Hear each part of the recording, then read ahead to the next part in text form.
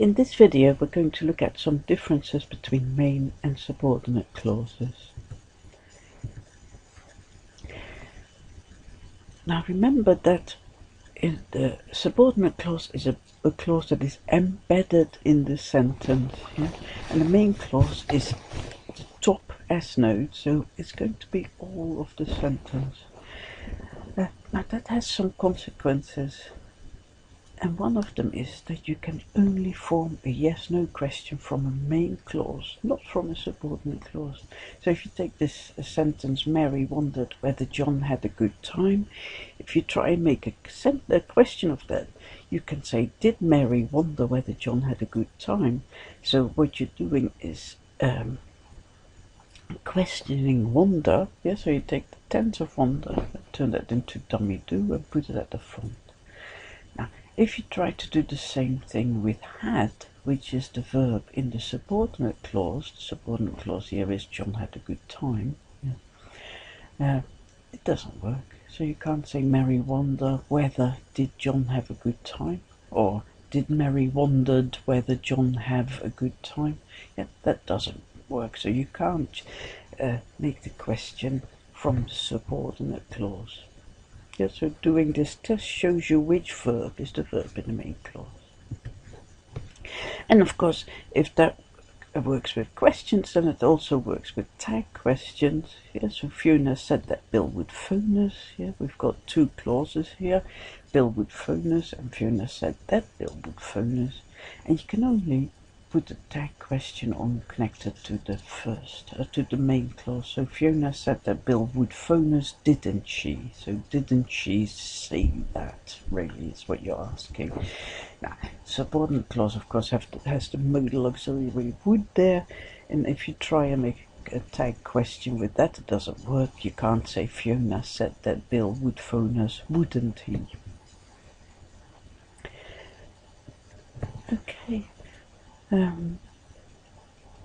Now, we've said all along that every sentence has to have a finite verb, has to have a tensed verb.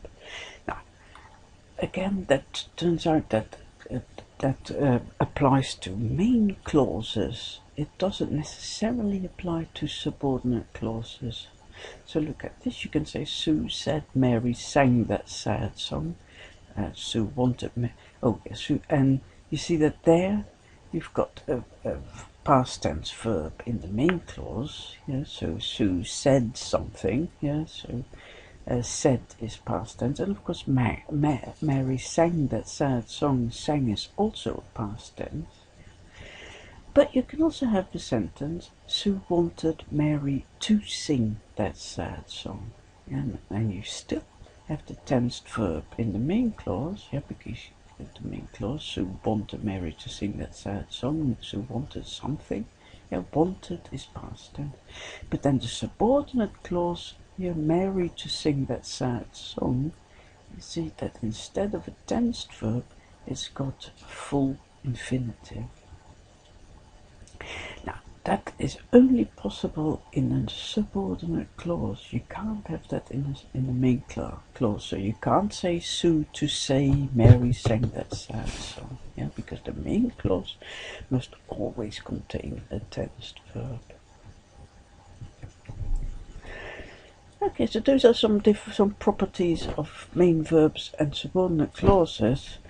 Now, in looking at those sentences, you've hopefully spotted some words which are words like whether and that.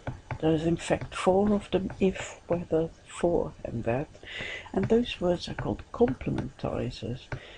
They generally are used to introduce complement clauses. That's why they're called complementizers, although we'll see that they can also introduce subordinate clauses in subject position. So we get things like Bill asked if it was too late. So he asked something. What was that? If it was too late. Sue wondered whether she would go. She wondered something. What was that? Whether she would go. Anne was anxious for her son to return. See here it is for, she was anxious for something. What was she anxious for? For her son to return. Now, when you look at that one, it's different, of course, from the other three, yeah, because the other three appear with a subordinate clause with a finite verb, yeah, with a tensed verb. You see that also in she said that she was born. However, with for, yeah, you get the subordinate clause her son to return. Yeah, so you see that for actually introduces a non-finite clause, yeah, a clause which contains a full infinitive. Okay, so that's what complementizers do, and what we see is that only subordinate clauses can have a complementizer. Yeah, so if you try, oh no, sorry, not main clauses. Okay, we also have subordinating conjunctions, and these are like complementizers, but they actually introduce adjunct clauses. Yeah, so clauses with optional extra information, such as Bill waved when they left. Yeah, so if you think about it, what does when they left express? Well, it expresses when it happened. Yeah, so you could say Bill waved at 5 o'clock or something. Yeah? He took his shoes off because it hurt. Again, what he did was he took his shoe off, and because it hurt gives you a reason why he did that. Since you refused, I'll do it. Yeah, so I'll do it expresses what he does, and since you refuse again gives a reason. Now, these sentences, you have to be very careful with these sentences, yeah, because just as with the other complex sentences where it's a complement clause, yeah, what is the main clause? Yeah, the temptation is to say, oh, you've got two clauses. He took his shoe off is one, and because it hurt is the other. But in fact, the main clause is just as with the other sentences. It's the whole sentence. So he took his shoe off because it hurt is the main clause. Bill waved when they left is the main clause.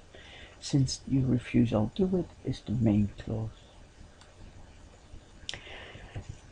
Okay, main clauses, just to keep that in mind, can never be introduced by a complementizer or a subordinating conjunction. So you can't say that the weather is bad today, full stop. Yeah, it's not complete.